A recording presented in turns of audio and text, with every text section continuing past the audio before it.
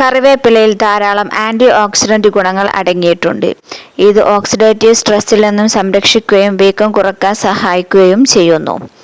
വെറും വയറ്റിൽ ദിവസവും കറിവേപ്പില വെള്ളം കുടിക്കുന്നത് നല്ല ദഹനം ലഭിക്കാനും വയറു വീർക്കുന്നത് തടയാനും മലബന്ധം അകറ്റാനും സഹായിക്കുന്നു.